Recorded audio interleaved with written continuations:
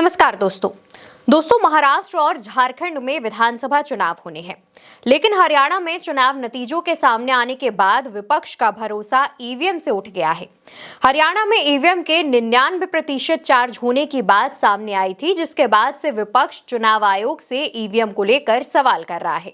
तो वहीं चुनाव आयोग ने ईवीएम को 100% सुरक्षित बताया है, लेकिन चुनाव आयोग एक बार फिर सवालों के घेरे में है, क्योंकि बीजेपी के एक बड़े नेता ने चुनाव आयोग की घोषणा से पहले ही ये बता दिया कि आखिर महाराष्ट्र और झारखंड विधानसभा चुनावों की तारीखों की घोषणा इलेक्शन कमीशन यानी कि चुनाव आयोग कब करेगा। दोस्तों, ये बड़ी बात है, क्योंकि चुनाव कब होना है, किस तारीख को होना है, इन जैसी बड़ी बातों को चुनाव आयोग प्रेस कॉन्फ्रेंस करके बताता है। लेकिन केंद्र की सत्ताधारी पार्टी बीजेपी, इनके नेता को इस बात की जानकारी पहले ही हो गई थी। अगर पता ना होता तो इतनी कॉन्फिडेंटली वो बयान कैसे देते। दोस्तों, हेमंत बिस्वा शर्मा ने अपने बयान में पहले ही बता दिया था कि चुनाव आयोग चुनावों की घोषणा कब करेगा, और उसके कुछ घंटों बाद ही चुनाव आयोग ने अपनी प्रेस कॉन्फ्रेंस की घोषणा कर दी, जिसमें झारखंड और महाराष्ट्र की चुनाव तारीखों का ऐलान किया जाएगा। यानी कि हेमंत बिस्वा शर्मा के बयान पर मुहर लग गई है। जैसा उन्होंने कहा कि आज ऐलान होगा, वैसा ही हो रहा है। दोस्तों, इस मामले के सामने आने के बाद जेएमएम के नेता मनोज पांडे ने कहा कि हम चुनाव के लिए हमेशा तैयार रहते हैं, लेकिन आज चुनाव की घोषणा होने वाली है और इसकी जानकारी बीजेपी के नेताओं को कल ही हो गई थी। ये बहुत गंभीर विषय है। क्या बीजेपी नेताओं के इशारों पर चुनाव आयोग काम करता है? हेमंत बिस्वा शर्मा कल अपने एक बयान में बोल गए कि आज चुनाव की घोषणा होने वाली है। किसी आयोग को इस कदर कठपुतली बनाकर रखना ये गंभीर बात है। इसके बाद जेएमएम के आधिकारिक अकाउंट से भी ट्वीट सामने आया, जिसमें लिखा कि झारखंड चुनाव समय से 1 महीना पहले कल भाजपा चुनाव प्रभारी ने कहा आज चुनावों की घोषणा ईसीआई करेगी, और हुआ भी वही। सब सेट कर दिया है बॉस ने। क्या सीन है? इसके बाद जेएमएम ने आयोग को टैग करते हुए सवाल किया कि इस विषय पर कुछ कहिएगा। वहीं झारखंड कांग्रेस के प्रमुख राजेश ठाकुर ने भी इस मामले पर कहा कि जब चुनाव आयोग कोई फैसला लेता है तो वो क्यों कटघरे में खड़ा होता है।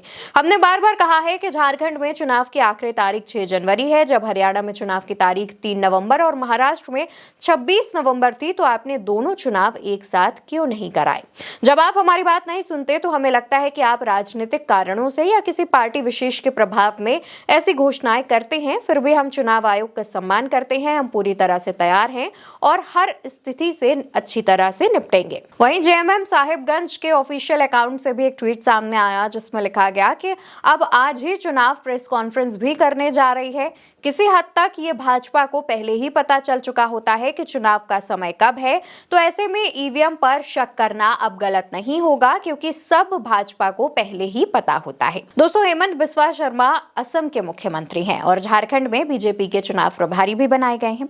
उनको इस बात की जानकारी कैसे हो गई कि चुनाव तारीखों का ऐलान कब किया जाएगा, कब इलेक्शन कमीशन अपनी प्रेस कॉन्फ्रेंस रखेगा और उसमें झारखंड और महाराष्ट्र के चुनावों की तारीखों का ऐलान करेगा, और वो भी जब चुनाव कब होंगे, किन तारीखों को होंगे, इस बात की जानकारी चुनाव आयोग खुद ही देता है। लेकिन उससे पहले बीजेपी को इस बात की जानकारी होना खुद में एक बड़ा सवाल है। इससे पहले भी बीजेपी जेएमएम के एक मंत्री मिथिलेश ठाकुर को अपनी पार्टी में लाने के लिए उन पर दबाव बना चुके हैं।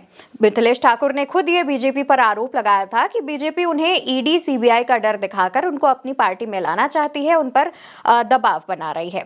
दोस्तों, ये बात भी मत भूलिएगा कि झारखंड में बीजेपी के पास कोई बड़ा चेहरा नहीं है। उन्होंने पहले सोचा था कि वो कहीं ना कहीं चंपाई सोरेन को अपनी पार्टी में ले आएंगे तो उससे उनको कुछ फायदा हो सकता है, लेकिन ऐसा कुछ नहीं हुआ, जिसके बाद से ही बीजेपी काफी घबराई हुई है, टेंशन में है कि झारखंड में वो चुनाव कैसे जीतेगी, और इसको लेकर के वो तमाम तरीके के हथकंडे भी अपना रही है। इसके अलावा वो झारखंड के मुख्यमंत्री की जो पत्नी है कल्पना सोरेन, उनसे भी घबराई हुई है, क्योंकि कल्पना सोरेन लगातार अपने पति की गिरफ्तारी को लेकर सवाल पूछ रही हैं, बीजेपी से सवाल कर रही हैं और जनता से न्याय करने की बात भी कह रही हैं। और इसको लेकर के भी बीजेपी में टेंशन का माहौल है, क्योंकि बीजेपी के पास झारखंड में कोई भी आदिवासी चेहरा नहीं है, ना ही कोई भी बड़ा महिला का चेहरा है। फिलहाल बीजेपी की इस तरीके की जो रणनीति सामने आई है, जहां पर हेमंत बिस्वा शर्मा को पहले से ही पता था कि चुनाव आयोग तारीखों का ऐलान कब करेगा। इस बात पर आपकी क्या राय है, कमेंट बॉक्स में जरूर बताइएगा। ये वीडियो आप मेरे साथ उल्टा चश्मा यूसी पर देख रहे थे। मेरा नाम है अवंतिका अवस्थी।